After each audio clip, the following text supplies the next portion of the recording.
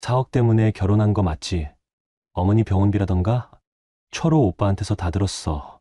그 순간 제 얼굴이 하얗게 되었어요. 종수 씨의 고모님이 거실 한복판에서 저를 향해 손가락질을 하고 계셨거든요. 말해봐. 사실이야. 아니야? 목소리가 나오지 않았어요. 말문이 완전히 막혔죠. 그래, 그럴 줄 알았어. 종수야, 이제 알겠지? 이 여자는 너 본 거 아니야. 돈만 본 거라고. 젊고 반반한 애가 뭐가 아쉬워서 다리 못 쓰는 남자를 사랑해서 결혼을 해? 고모님의 말이 칼처럼 파고들었어요. 변명조차 할 수 없었거든요. 사실이었으니까요. 재산 노리는 게 뻔하잖아. 나중에 이 집까지 다 빼앗길 거야. 제 눈에서 뜨거운 눈물이 흘러내렸어요. 28년을 살면서 이런 모욕은 처음이었어요. 하지만 그들은 몰랐어요. 첫날 밤 도망치려다가 문틈 사이로 본 그 장면.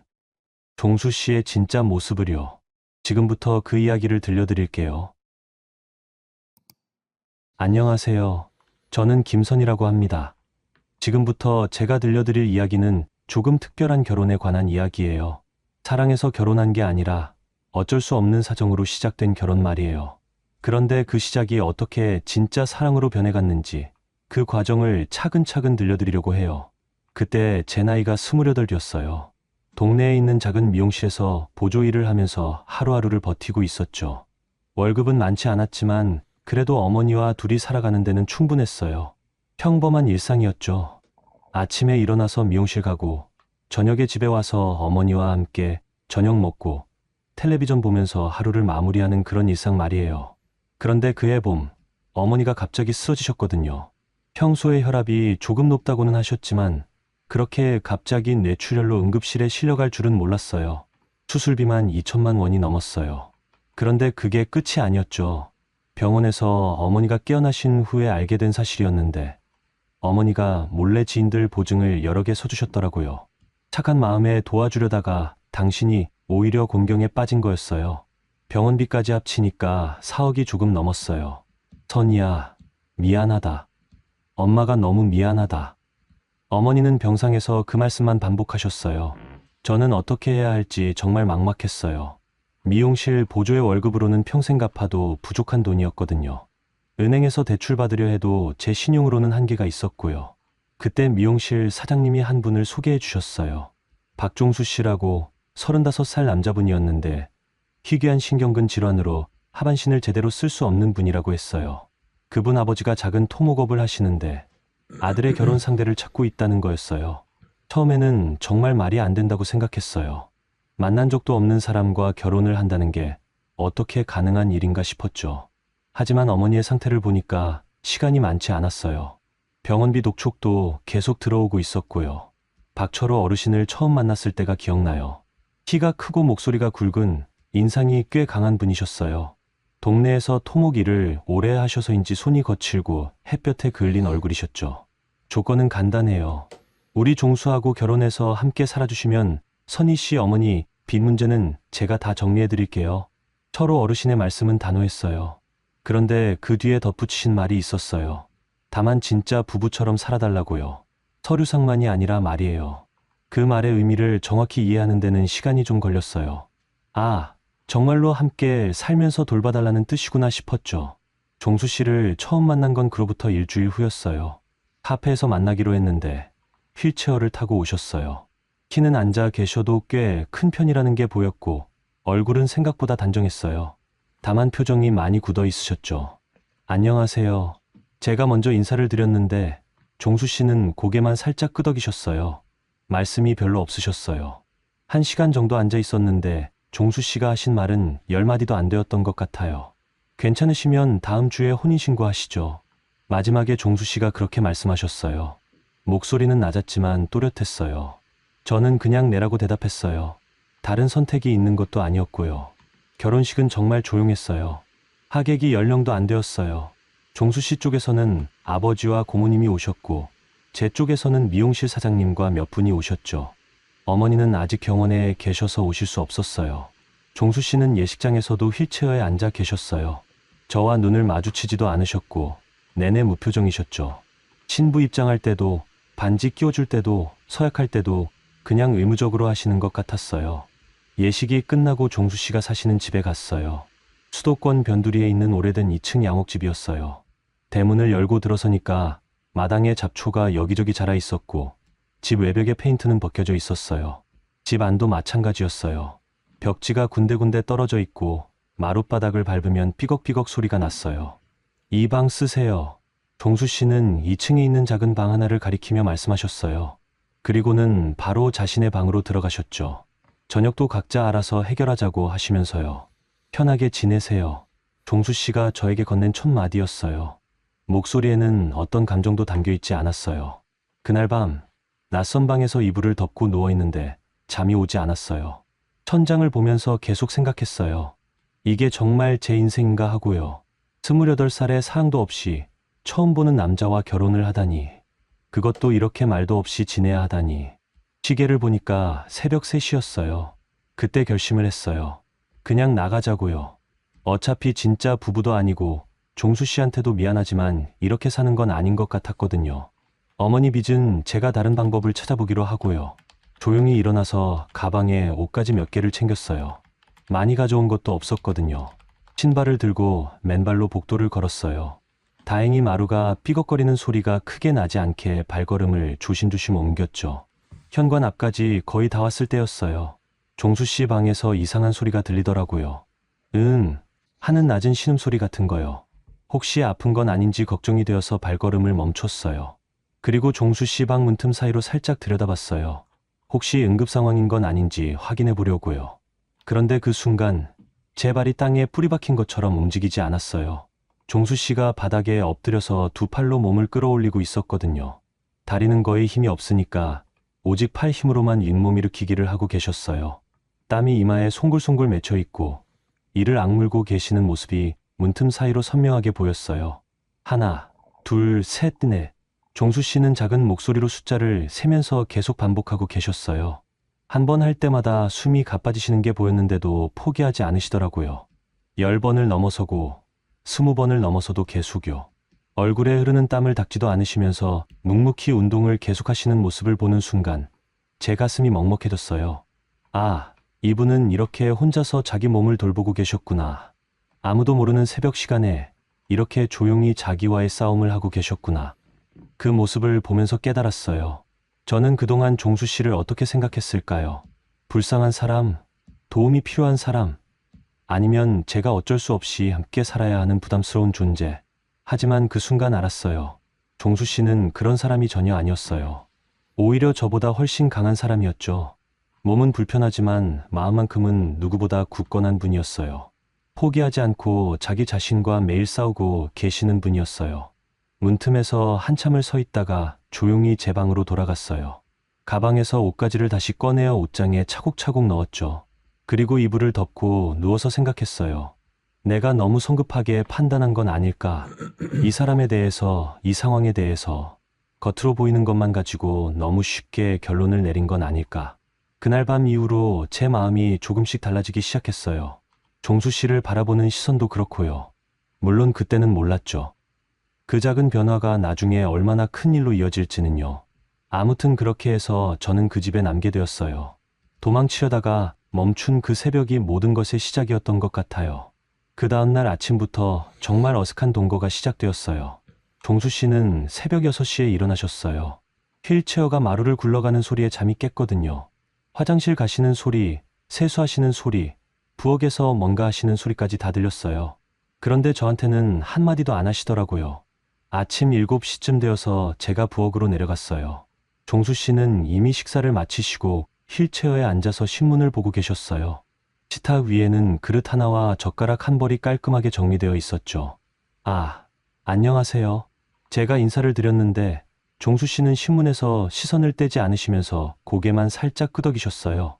그리고는 휠체어를 돌리시더니 자기 방으로 들어가셨어요. 냉장고를 열어보니까 달걀 몇 개와 우유, 빵이 조금 있었어요. 그걸로 간단히 아침을 먹었죠. 혼자 먹는 식사가 이렇게 어색할 줄은 몰랐어요.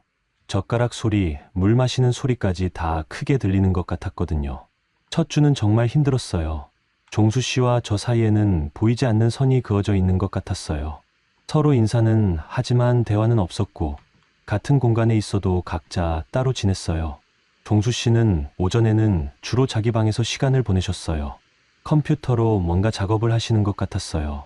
키보드 소리가 계속 들렸거든요.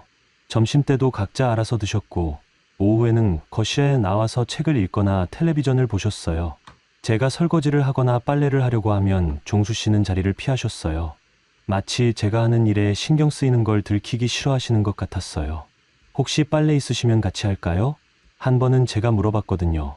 그런데 종수 씨는 고개를 저으시면서 말씀하셨어요. 괜찮습니다.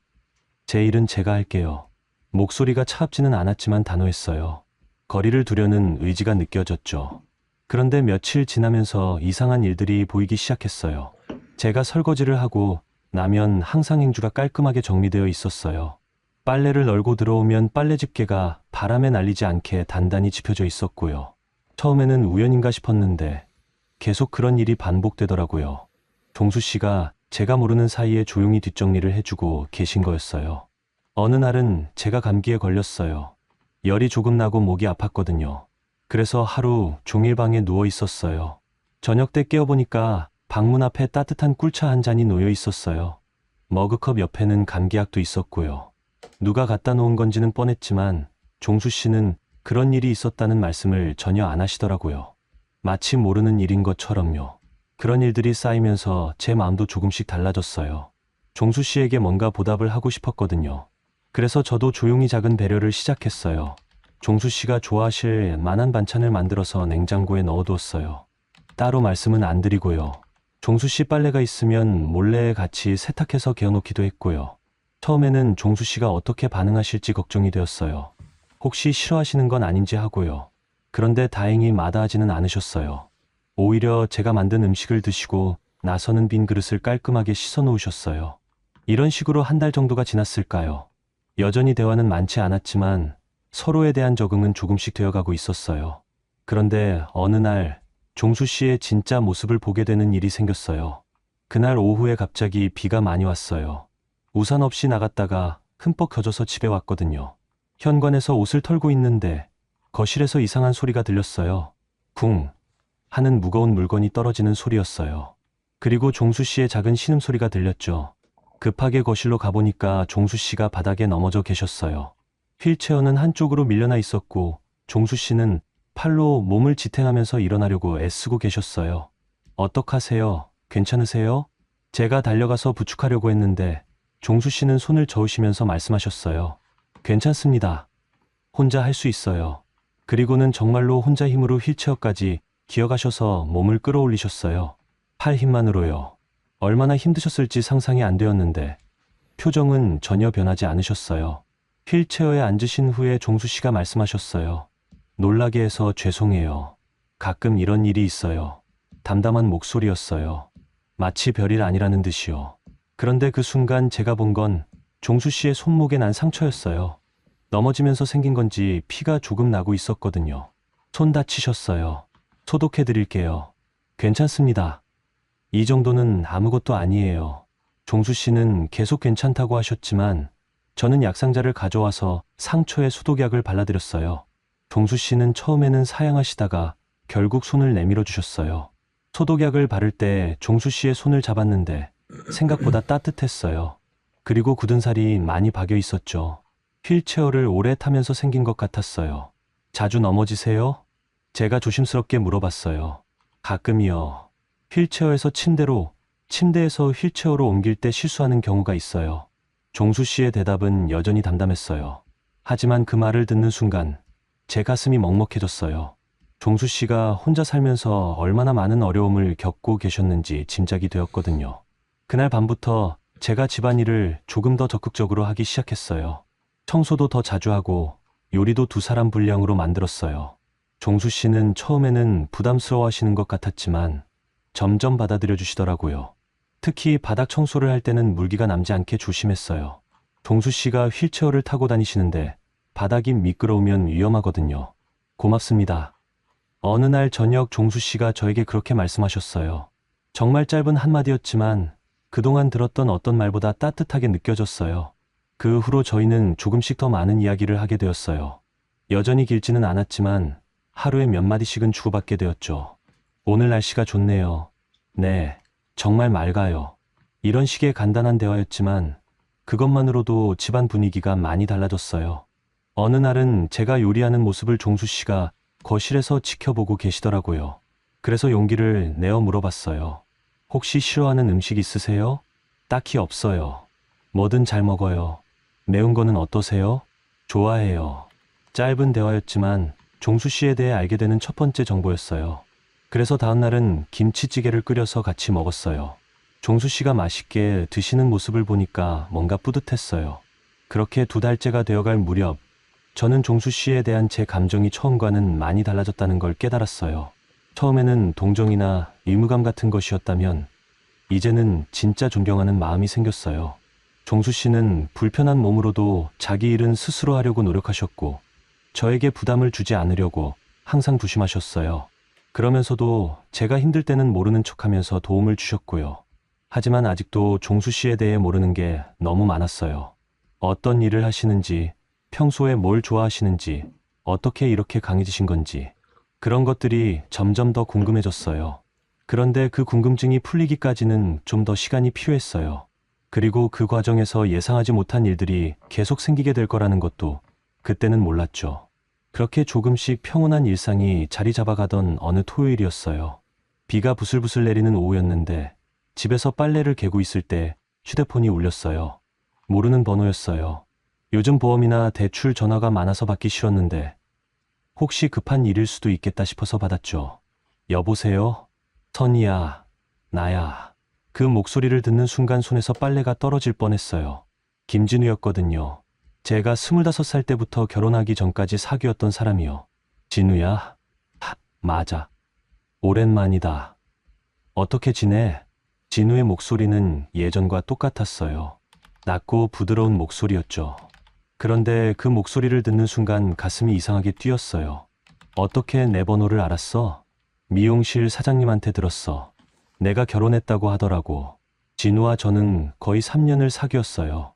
결혼 이야기까지 나왔었는데 결국 헤어졌죠. 진우가 직장 때문에 부산으로 내려가게 되면서 자연스럽게 멀어진 거였어요. 그래, 결혼했어. 행복해? 갑작스러운 질문이었어요. 행복하냐고요. 저는 잠시 말문이 막혔어요. 종수 씨와의 생활이 행복한 건지 저 자신도 정확히 알 수 없었거든요. 잘 지내고 있어. 만날 수 있을까? 1시간만. 진우의 목소리에는 간절함이 담겨 있었어요. 저는 망설여졌어요. 만나서 뭘 하자는 건지도 모르겠고 종수 씨한테 미안하기도 했고요. 왜 갑자기? 나 서울로 다시 올라왔어.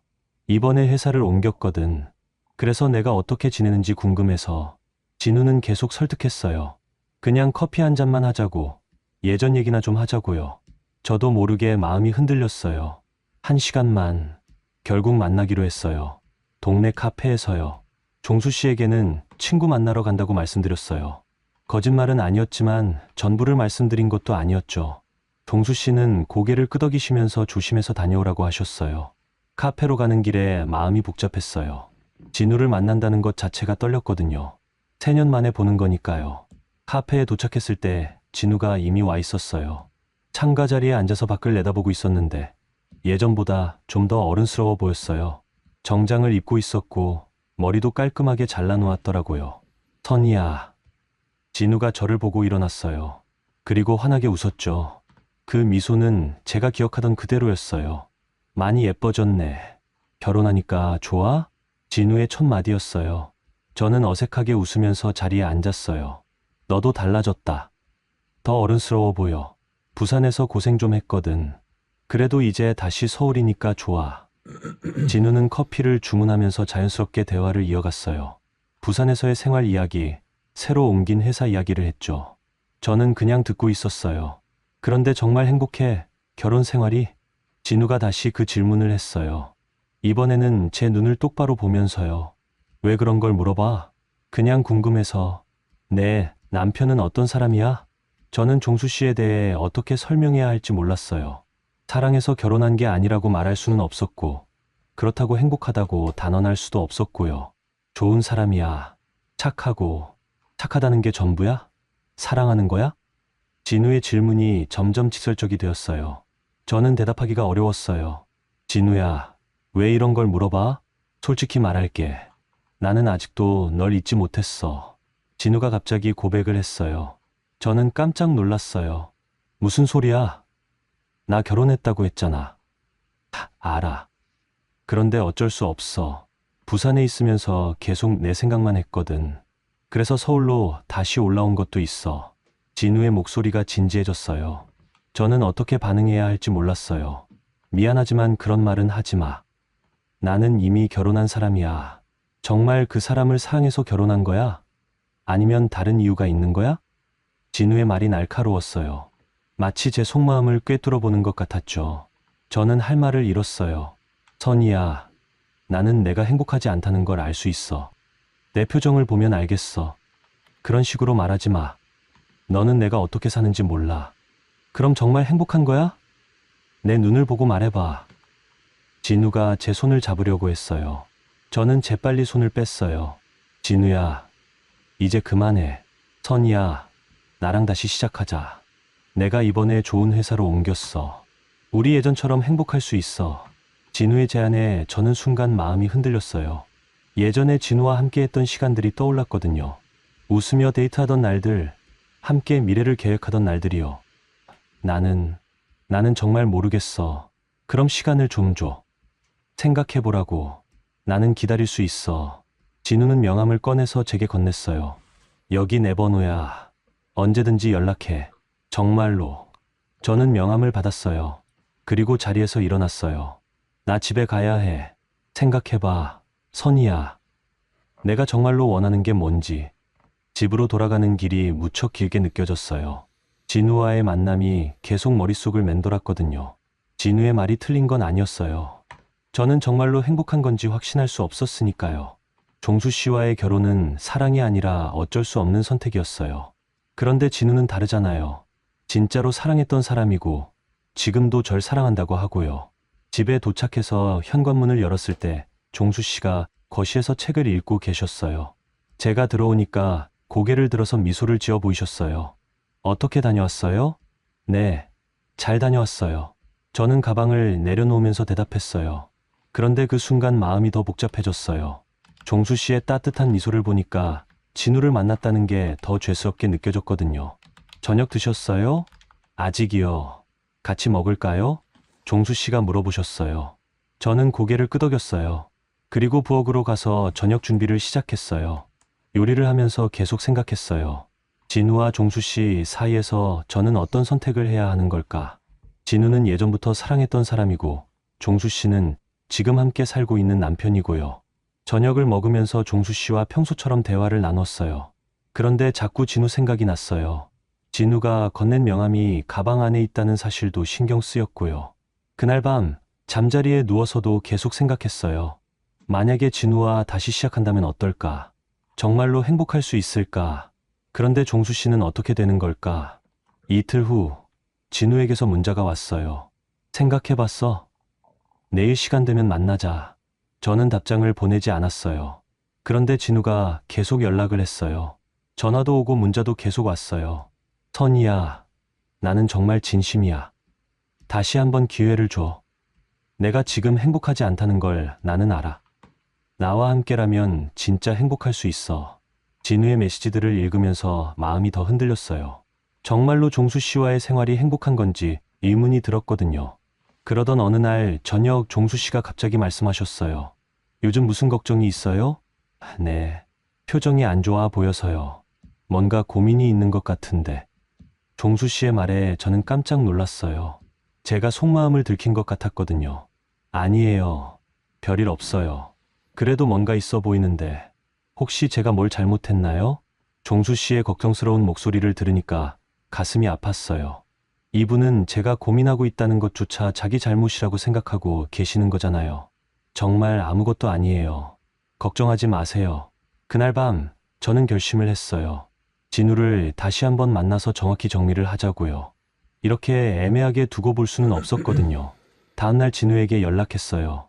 내일 만나자. 마지막으로 진우는 금세 답장을 보냈어요. 고마워.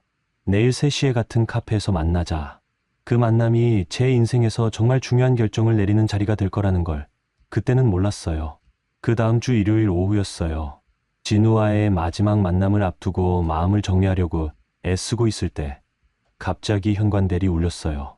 종수 씨가 문을 열어보니까 중년 여성이 서 있었어요. 키가 작고 파마를 한 머리에 진한 화장을 하신 분이었죠. 손에는 비싼 가방을 들고 계셨고요. 종수야, 이모가 왔다. 그분이 종수 씨 고모인 윤미라 씨였어요. 종수 씨는 표정이 조금 굳어지면서 인사를 하셨어요. 안녕하세요, 이모. 어머, 휠체어 타고 있네. 많이 안 좋아졌구나. 미라 씨는 종수 씨를 보면서 혀를 찼어요. 그리고는 거실로 들어와서 이리저리 둘러보더라고요. 집이 많이 낡았네. 아버지가 손 좀 봐야겠어. 저는 부엌에서 차를 준비하면서 인사를 드렸어요. 안녕하세요. 저는 선이라고 해요.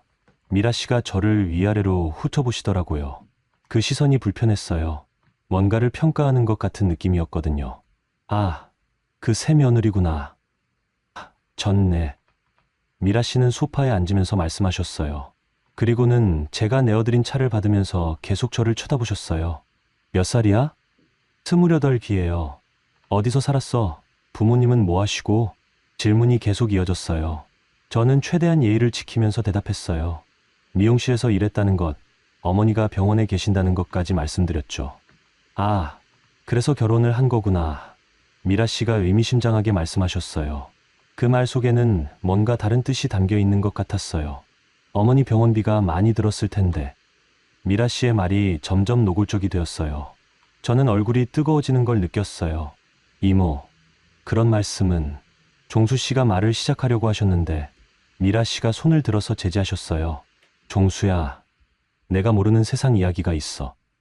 이모가 대신 물어보는 거야. 그리고는 다시 저를 보시면서 말씀하셨어요. 솔직히 말해봐. 종수랑 결혼한 진짜 이유가 뭐야? 갑작스러운 질문에 저는 말문이 막혔어요. 뭐라고 대답해야 할지 모르겠더라고요. 사랑해서 결혼했어요. 사랑해서. 정말? 미라 씨가 비웃듯이 말씀하셨어요. 젊은 여자가 다리 못 쓰는 남자랑 사랑해서 결혼을 해. 그것도 돈도 별로 없는데? 저는 숨이 막혔어요. 이렇게 직설적으로 모욕을 당해본 적이 없었거든요. 이모. 종수 씨가 목소리를 높이셨어요. 하지만 미라 씨는 멈추지 않았어요. 종수야, 현실을 봐. 이 여자가 너를 진짜로 사랑한다고 생각해. 돈 때문에 온 게 뻔하잖아. 그런 말씀 하지 마세요. 제가 간신히 목소리를 냈어요. 손이 떨리고 있었지만 최대한 침착하려고 애썼어요. 그럼 뭐야? 내가 틀렸다는 거야? 미라 씨가 일어나서 제 앞으로 왔어요. 그리고 아예 대놓고 말씀하시더라고요. 어머니 병원비 4억 때문에 결혼한 거 맞지? 철호 오빠한테서 다 들었어. 그 순간 제 얼굴이 하얗게 되었어요. 철호 어르신이 그런 이야기를 하셨다는 게 믿어지지 않았거든요. 그게 사실이야. 거짓말이야? 미라 씨가 계속 몰아붙였어요. 저는 대답할 수 없었어요. 사실이었거든요. 역시나. 그럴 줄 알았어. 미라 씨가 승리한 사람처럼 웃으셨어요. 종수야, 이제 알겠지? 이 여자는 너를 사랑하는 게 아니야. 돈 때문에 온 거라고. 이모, 그만하세요. 종수 씨의 목소리가 떨리고 있었어요. 화가 나신 것 같았어요. 종수야, 이모가 너를 위해서 하는 말이야. 이런 여자랑 살면 나중에 더 큰일 나. 무슨 큰일이요? 제가 물었어요. 목소리가 나오지 않을 것 같았는데 억지로 짜냈어요. 재산 노리고 온 게 뻔하잖아. 나중에 이 집까지 다 빼앗길 거야. 미라 씨의 말이 점점 더 심해졌어요. 저는 참을 수 없었어요. 그런 식으로 말씀하시면 안 되죠. 저는 그런 생각 없어요. 그럼 증명해봐. 돈 안 받고 나가봐. 이모. 종수 씨가 휠체어에서 앞으로 몸을 기울이시면서 화를 내셨어요. 선희 씨는 저희 집 며느리예요. 이모가 그런 식으로 말씀하시면 안 돼요. 종수야, 너는 너무 순진해. 세상에 공짜는 없다고. 공짜가 아니에요. 선희 씨는 저를 돌봐주고 계셔요. 진짜로요. 종수 씨의 목소리가 단단해졌어요. 처음 보는 모습이었어요. 돌봐준다고. 어떻게? 집안일도 하시고 제가 아플 때 간병도 해주시고요. 그리고 종수 씨가 잠시 말을 멈추시더니 저를 보셨어요. 그리고 저를 한 사람으로 대해주세요. 불쌍한 사람이 아니라. 그 말을 듣는 순간 제 눈에 눈물이 맺혔어요. 종수 씨가 저를 그렇게 생각하고 계셨다는 걸 처음 알았거든요. 그런 게 사랑이야? 그냥 동정이지. 미라 씨가 비웃으셨어요. 동정이 아니에요. 종수 씨가 단호하게 말씀하셨어요. 선희 씨는 저에게 특별한 사람이에요. 그리고 저도 선희 씨에게 그런 사람이 되고 싶어요. 종수 씨의 고백 같은 말에 저는 깜짝 놀랐어요. 그동안 한 번도 그런 이야기를 하지 않으셨는데요. 어휴, 정말 답답하네. 종수야, 나중에 후회하지 마. 미라 씨가 일어나시면서 가방을 집어들었어요. 그리고 너 선이라고 했지? 미라 씨가 저를 향해 손가락질을 하셨어요. 내가 지켜보고 있을 거야. 종수한테서 돈 빼먹거나 이상한 짓 하면 가만 안 둬. 이모, 나가세요. 종수 씨가 문을 가리키셨어요. 목소리가 차갑게 변해 있었어요. 뭐라고? 나가시라고요. 제 아내한테 그런 식으로 말씀하시는 분은 저희 집에 올 필요 없어요. 종수 씨가 처음으로 미라 씨에게 강하게 나오셨어요. 미라 씨는 믿을 수 없다는 표정이었어요. 종수야, 너 지금 이모한테 나가라고 하는 거야? 네, 그래요. 종수 씨의 대답이 단호했어요. 좋아. 나중에 후회해도 모른다. 미라 씨가 화를 내시면서 현관으로 나가셨어요. 문을 쾅 닫고 가시더라고요. 미라 씨가 가신 후에 집안이 조용해졌어요. 저는 소파에 앉아서 울고 있었어요. 억울하기도 했지만 종수 씨가 절 위해서 미라 씨에게 그렇게 강하게 말씀하신 게 고마웠거든요. 괜찮아요. 종수 씨가 휠체어를 타고 제 옆으로 오셨어요. 죄송해요. 이모 때문에. 아니에요. 제가 죄송해요. 그런 말씀 들으시게 해서. 저는 고개를 저었어요. 그런데 정말 저를 그렇게 생각하세요? 특별한 사람이라고? 네. 종수 씨의 대답이 확실했어요. 처음에는 그냥 같이 사는 사람이라고 생각했어요. 하지만 지금은 달라요. 어떻게요? 선희 씨가 있으니까 집이 따뜻해졌어요. 그리고 저도 혼자가 아니라는 생각이 들어요. 종수 씨의 말에 제 마음이 따뜻해졌어요. 저도 그래요. 여기 와서 종수 씨를 만나길 잘했다고 생각해요. 그 순간 저는 결심했어요. 진우와의 만남을 취소하기로요. 제가 있어야 할 곳은 여기라는 걸 확실히 알았거든요. 그날 저녁 진우에게 문자를 보냈어요. 미안해. 내일 만나는 거 취소할게. 그리고 다시는 연락하지 마. 진우에게서 여러 번 전화가 왔지만 받지 않았어요. 제 결심은 확실했거든요. 종수 씨가 절 지켜주셨던 그 순간을 잊을 수 없었어요. 그리고 저도 종수 씨를 지키고 싶다는 마음이 생겼어요. 진짜로요. 그런 일이 있고 나서 며칠 후 정말 우연히 큰 비밀을 알게 되었어요. 그날 밤 종수 씨는 일찍 주무셨어요. 저는 거실에서 설거지를 마저 하고 있었는데 현관 쪽에서 작은 소리가 들렸어요. 열쇠 돌리는 소리 같았는데 종수 씨는 이미 주무시고 계셨거든요. 이상해서 살짝 커튼 사이로 밖을 내다봤어요. 서로 어르신이 낯선 남자와 함께 지하실로 들어가시더라고요. 시간을 보니까 밤 10시가 넘었어요. 처음에는 그냥 뭔가 정리하시는 건가 싶었어요. 지하실에 오래된 물건들이 많거든요. 그런데 목소리가 들리는 게 심상치 않았어요. 저는 조용히 지하실 입구 근처로 가봤어요. 문이 조금 열려 있어서 대화 소리가 새어나왔거든요. 이 집값이 얼마나 나올까요? 낯선 남자의 목소리였어요. 지금 시세로는 한 4억 정도 될 거야. 땅값도 올랐고. 서로 어르신의 대답이었어요. 그럼 빚 정리하고도 좀 남겠네요. 그래야지. 이 집 팔아서 내 빚부터 정리하고 종수는 작은 원룸이라도 얻어주면 되지 뭐. 서로 어르신의 말을 듣는 순간 제 등에 소름이 돋았어요. 종수 씨 모르게 집을 팔려고 하신다는 거잖아요. 아들한테는 말 안 하시고요? 뭘 말해. 어차피 4명이야. 종수놈이 뭘 할 수 있겠어. 서로 어르신의 목소리가 차갑게 들렸어요. 저는 믿을 수가 없었어요. 그런데 며느리는 어떻게 하실 거예요? 그 여자, 돈 때문에 온 건데 집 없어지면 알아서 나가겠지. 제 심장이 쿵쿵 뛰었어요. 제가 돈 때문에 왔다는 걸 모르는 사람이 없나 봤어요. 서류는 언제 준비해 드릴까요? 다음 주까지. 빨리 처리해야 해. 종수가 눈치채기 전에. 알겠습니다. 연락드릴게요. 두 사람의 발소리가 가까워졌어요. 저는 급하게 부엌으로 돌아가서 물을 마시는 척했어요. 서로 어르신과 낯선 남자가 현관으로 나가는 소리가 들렸죠. 저는 한동안 그 자리에 서 있었어요. 머릿속이 복잡했거든요. 종수 씨에게 이 사실을 말씀드려야 하나 말아야 하나 고민이 되었어요. 하지만 결론은 빨리 내려졌어요. 종수 씨가 알아야 하는 일이었거든요. 다음날 아침 종수 씨께 조심스럽게 말씀드렸어요. 어젯밤에 아버지께서 누구랑 지하실에 계셨어요.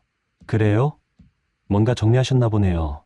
종수 씨는 별일 아니라는 듯 대답하셨어요. 그런데 대화를 좀 들었는데 집을 파신다는 이야기를 하시더라고요. 그 말을 하자마자 종수 씨의 표정이 굳어졌어요.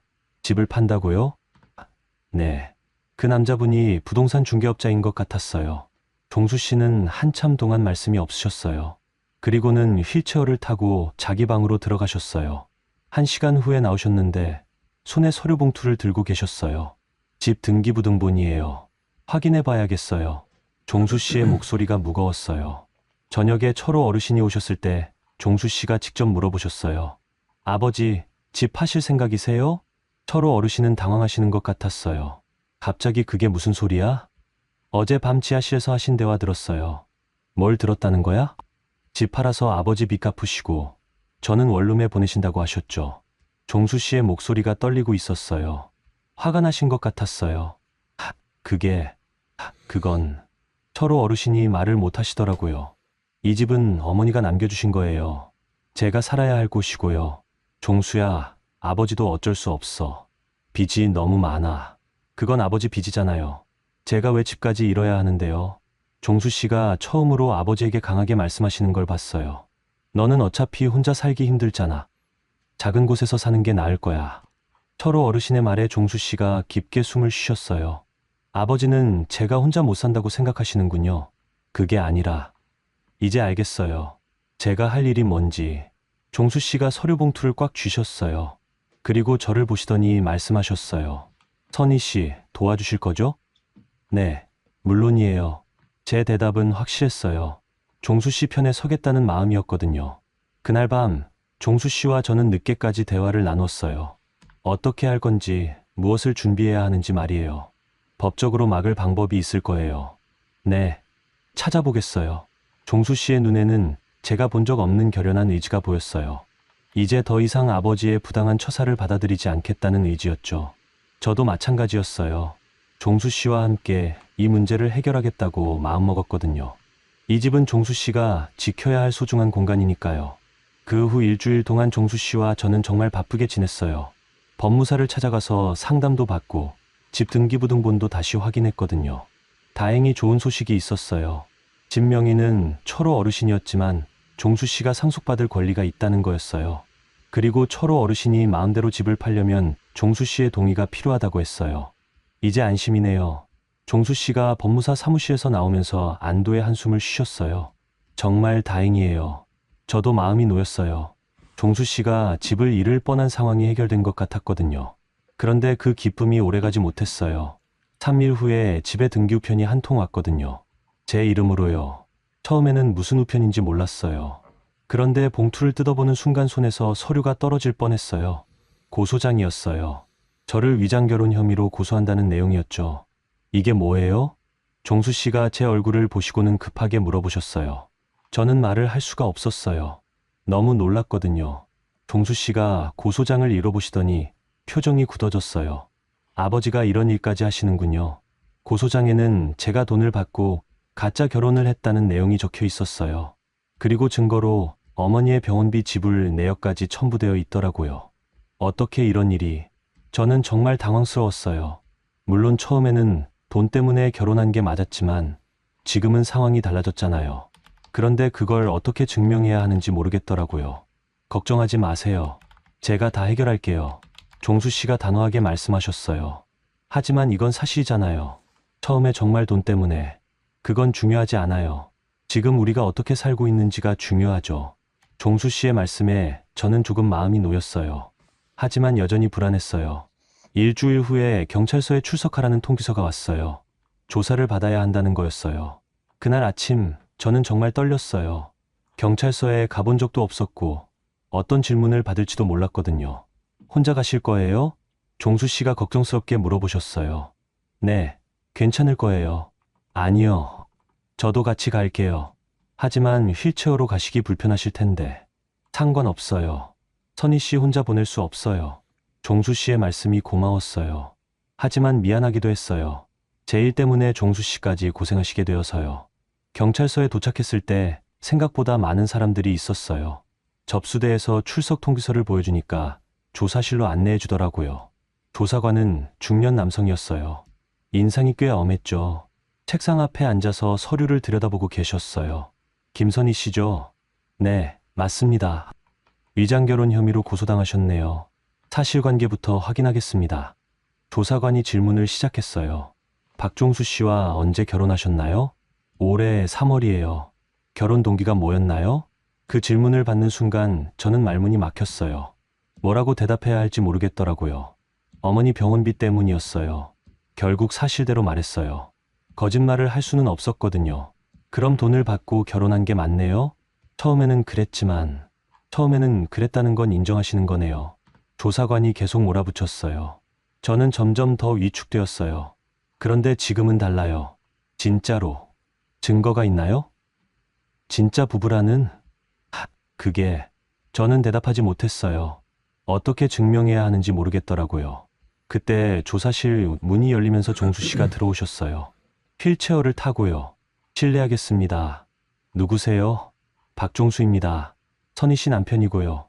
종수 씨가 조사관에게 인사를 하셨어요. 아, 당사자시군요. 마침 잘 됐네요. 같이 조사하겠습니다.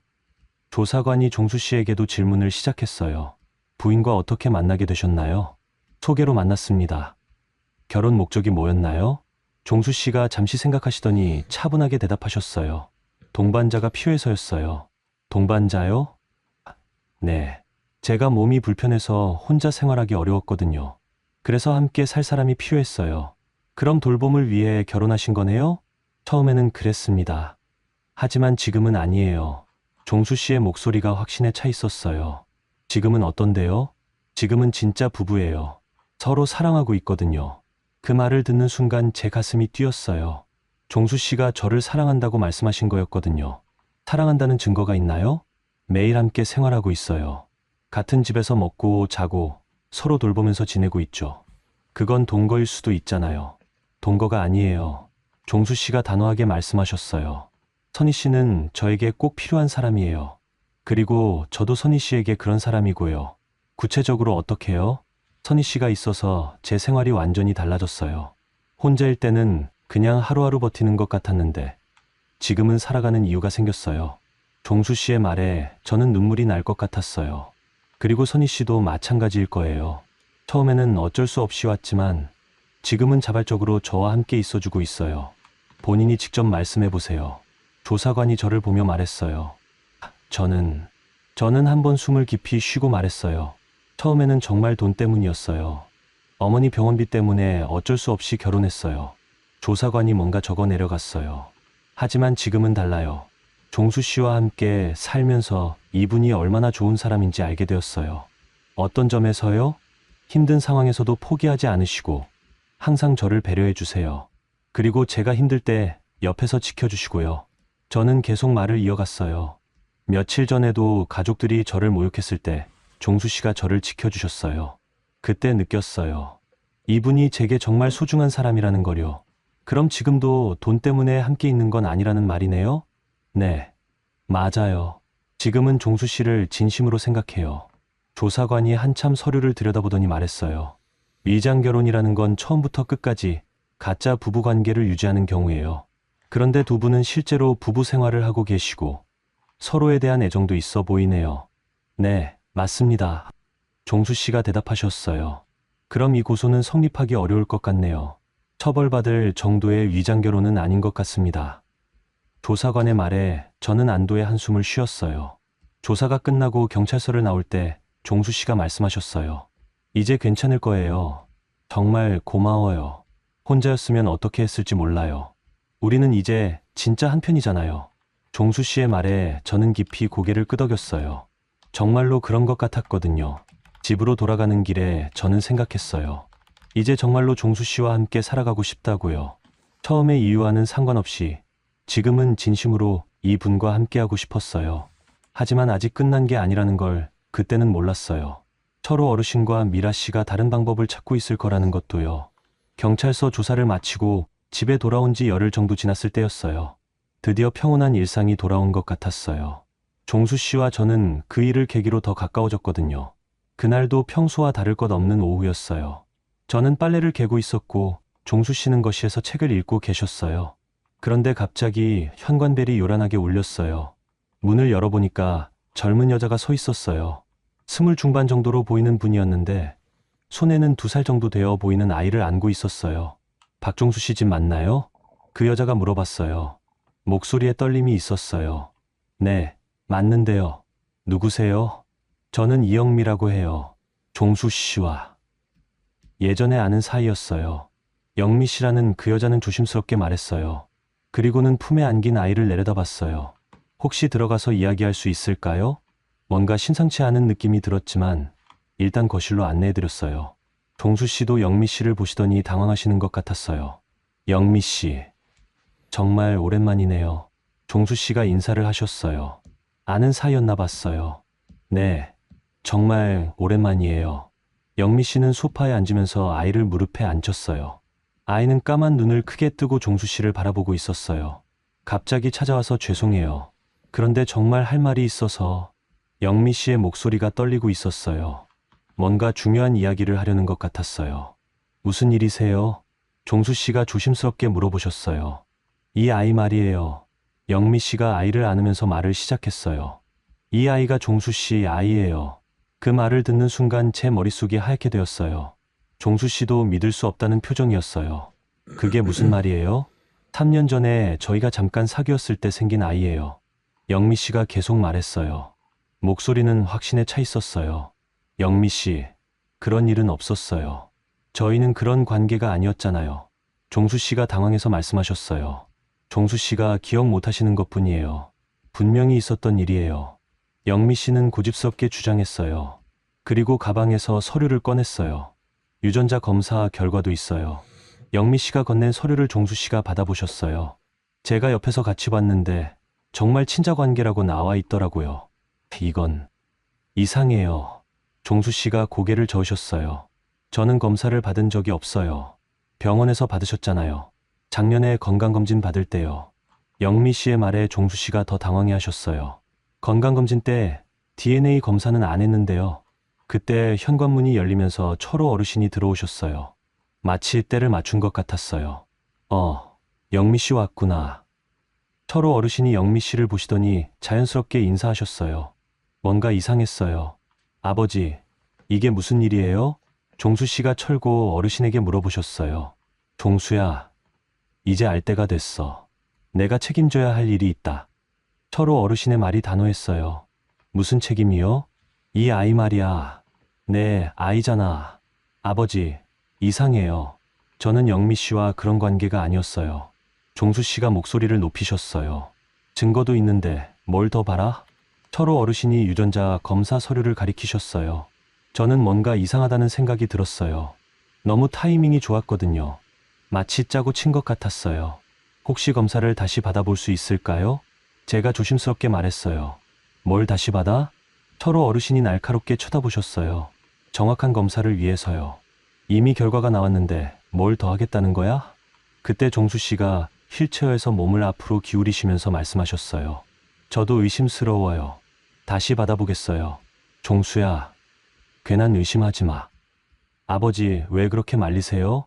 종수 씨의 질문에 철호 어르신이 말문이 막히신 것 같았어요. 저는 영미 씨를 자세히 봤어요. 뭔가 불안해하는 것 같았어요. 자꾸 철호 어르신을 쳐다보면서 눈치를 보고 있더라고요. 영미 씨, 정말 확신하세요? 이 아이가 종수 씨 아이라고? 제가 직접 물어봤어요. 네, 그래요. 영미 씨의 대답이 확신에 차 있지 않았어요. 그럼 언제, 어디서 그런 일이 있었는지 구체적으로 말씀해 주세요.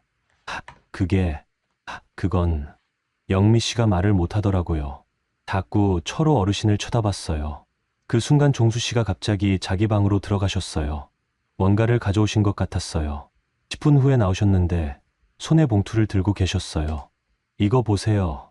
종수 씨가 봉투에서 서류를 꺼내셨어요. 똑같은 유전자 검사 결과였는데 내용이 달랐어요. 이게 진짜 검사 결과예요. 종수 씨의 서류에는 친자 관계가 아니라고 나와 있었어요. 이건 뭐야? 철고 어르신이 당황해서 물어보셨어요. 제가 직접 받은 검사 결과예요. 영미 씨가 가져온 건 가짜고요. 종수 씨의 말에 영미 씨가 얼굴이 하얗게 되었어요. 종수 씨, 저는 정말. 영미 씨, 누가 시켰어요? 종수 씨가 조용히 물어보셨어요. 아무도 안 시켰어요. 영미 씨가 고개를 저었지만 목소리가 떨리고 있었어요. 철호 어르신이 돈을 주셨죠? 제가 추궁했어요. 이제 확신이 들었거든요. 그런 게 아니에요. 영미 씨가 부인했지만 철호 어르신을 자꾸 쳐다봤어요.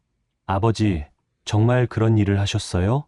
종수 씨가 철호 어르신을 똑바로 보시면서 물어보셨어요. 나는 종수 내가 잘 되기를 바라는 마음에서. 철호 어르신이 결국 인정하셨어요. 어떻게 그런 일을 하실 수 있어요? 종수 씨의 목소리가 떨리고 있었어요. 분노와 실망이 섞인 목소리였어요. 종수야, 그 여자 때문에 내가 망가지고 있어. 이모 말이 맞아. 아버지는 정말 모르시는군요. 종수 씨가 깊은 한숨을 쉬셨어요. 선희 씨는 저를 망가뜨리는 사람이 아니에요. 오히려 저를 살게 해주는 사람이에요. 종수야, 이제 그만하세요. 저는 더 이상 아버지의 조작을 받아들일 수 없어요. 종수 씨의 선언에 철고 어르신이 말을 이르셨어요. 영미 씨는 아이를 안고 일어났어요. 죄송해요. 정말 죄송해요. 그리고는 급하게 나가더라고요. 철호 어르신도 아무 말 없이 나가셨어요. 그날 이후로는 다시 오지 않으셨어요. 저와 종수 씨만 남았을 때 저는 종수 씨에게 말했어요. 많이 힘드셨을 거예요. 괜찮아요. 이제 정말로 끝난 것 같아요. 종수 씨가 제 손을 잡으셨어요. 선희 씨, 저와 정말 함께 살아주실 거죠? 이런 일이 있어도요? 당연하죠. 저는 종수 씨를 믿어요. 제 대답에 종수 씨가 처음으로 환하게 웃으셨어요. 그날 밤, 저희는 새로운 시작에 대해 이야기했어요. 이제 정말로 아무도 저희를 방해하지 못할 것 같았거든요. 하지만 진짜 새로운 시작은 다른 곳에서 기다리고 있었어요. 그 사건이 있고 나서 한 달 정도 지났을 때 종수 씨가 저에게 중요한 이야기를 하셨어요. 선희 씨, 이 집을 떠날까 해요. 갑작스러운 말씀에 저는 깜짝 놀랐어요. 왜요? 이제 다 해결됐는데요. 아버지와 계속 이런 식으로 지낼 수는 없을 것 같아요. 그리고 이 집에는 너무 안 좋은 기억들이 많아요. 종수 씨의 말씀을 들어보니 이해가 되었어요. 정말 힘든 일들이 많았거든요. 어디로 가실 생각이세요? 시골 쪽에 작은 집을 하나 보고 있어요.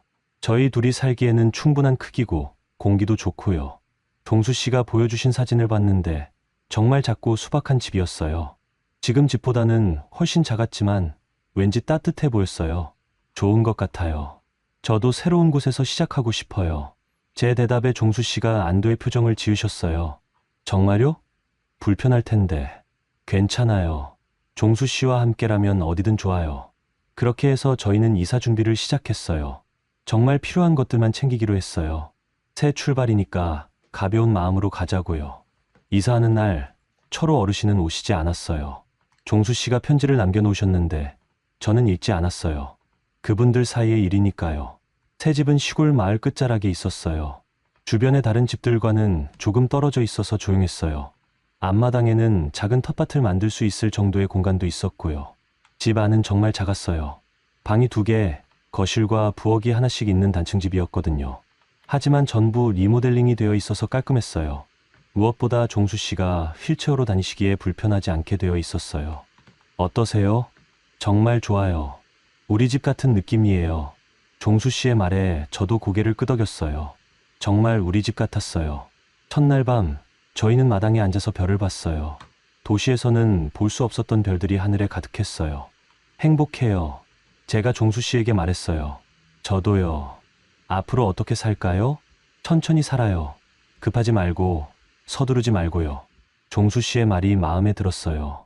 정말 천천히 우리 속도에 맞춰 살고 싶었거든요. 시골 생활은 처음에는 조금 불편했어요. 가까운 상점까지도 차로 10분은 가야 했거든요. 하지만 금세 익숙해졌어요. 오히려 조용하고 평화로워서 좋았어요. 종수 씨는 집에서 할 수 있는 일을 찾으셨어요. 컴퓨터로 번역 일을 하시는 거였어요. 저는 마을 사람들과 친해지면서 간혹 도움이 필요한 일들을 해드렸어요. 그렇게 반년 정도 지났을 때 제게 특별한 소식이 있었어요. 종수 씨, 아기가 생긴 것 같아요. 병원에서 확인하고 온 날 저녁 종수 씨에게 조심스럽게 말씀드렸어요. 종수 씨는 잠시 말씀이 없으셨어요. 그리고는 제 손을 꼭 잡으셨어요. 정말요? 네, 정말이에요. 그 순간 종수 씨의 눈에 눈물이 맺혔어요. 기쁜 눈물이었어요. 고마워요, 선희 씨. 정말 고마워요. 저도 기뻐요. 우리 가족이 늘어나는 거네요. 그날부터 종수 씨는 더욱 세심하게 저를 챙기셨어요. 무거운 것은 절대 들지 못하게 하셨고, 몸조리도 잘하라고 계속 말씀하셨어요. 몇 달 후 건강한 아들을 낳았어요. 작고 귀여운 아기였어요. 종수 씨는 아이를 보시면서 계속 웃으셨어요. 우리 아들이에요. 네, 우리 아들이에요. 아이가 태어나면서 저희 집은 완전히 달라졌어요. 웃음소리가 끊이지 않았거든요. 종수 씨는 아이를 정말 잘 돌보셨어요. 휠체어에 앉아서도 기저귀 갈아주고, 우유 먹여주고, 재워주시고요. 아빠 닮았네요. 제가 말하니까 종수 씨가 웃으셨어요. 엄마 닮은 게 더 좋겠어요. 왜요? 더 예쁘니까요. 종수 씨의 말에 저는 얼굴이 빨개졌어요. 아이가 돌이 지나고 걸음마를 시작할 무렵이었어요. 저는 마당에서 빨래를 널고 있었는데 아이가 종수 씨한테 뛰어가는 모습을 봤어요. 아빠. 아이가 종수 씨 품에 안기면서 웃는 모습을 보니까 가슴이 뭉클했어요. 정말 행복한 가족이구나 싶었거든요. 그날 저녁 아이를 재우고 나서 종수 씨와 이야기를 나누었어요. 후회한 적 없어요? 저랑 결혼한 거? 한 번도요. 선희 씨는요? 저도 없어요. 종수 씨를 만난 게 제 인생에서 가장 잘한 일 같아요. 저도 그래요. 종수 씨가 제 손을 잡으시면서 말씀하셨어요. 처음에는 그냥 같이 사는 사람이라고 생각했는데 이제는 정말 없어서는 안 될 사람이에요. 저도 마찬가지예요. 그때 아이 방에서 작은 울음소리가 들렸어요. 저희는 같이 일어나서 아이한테 갔어요. 아이는 금세 다시 잠들었어요. 우리 정말 행복하네요. 네, 정말 행복해요. 지금 이 순간 저는 확신할 수 있어요. 제가 한 선택이 옳았다고요. 처음에는 어쩔 수 없이 시작된 결혼이었지만 지금은 진짜 사랑하는 가족이 되었어요. 때로는 어려운 일들도 있지만 함께라면 뭐든 할 수 있을 것 같아요. 종수 씨와 저, 그리고 우리 아이. 이 작은 가족이 제게는 세상의 전부예요. 돈도 많지 않고 큰 집에 살지도 않지만 서로를 아끼고 사랑하는 마음만큼은 누구보다 크다고 자신해요. 오늘도 저는 종수 씨를 선택합니다. 내일도, 모레도 계속해서요. 그리고 종수 씨도 저를 선택해 주실 거라고 믿어요. 이것이 제가 들려드리고 싶었던 이야기예요. 작은 시작이 이렇게 큰 행복으로 변할 수 있다는 것. 진짜 사랑은 조건이 아니라 마음에서 시작된다는 것을요. 사랑은 때로 예상하지 못한 곳에서 찾아와요. 선희와 종수처럼 어려운 상황에서 만났더라도 진심으로 서로를 바라보고 아껴주는 마음이 있다면 그것이 진짜 사랑이 될 수 있어요. 여러분도 혹시 지금 힘든 시간을 보내고 계신다면 포기하지 마세요. 작은 인연이 큰 행복으로 변할 수 있거든요. 진정한 사랑은 조건이 아니라 마음에서 시작된다는 걸 기억해 주세요. 오늘 영상이 작은 위로가 되었다면 좋아요 눌러주세요. 댓글로 여러분의 이야기도 들려주세요. 그럼 다음에도 더 좋은 이야기로 찾아뵙겠습니다. 감사합니다.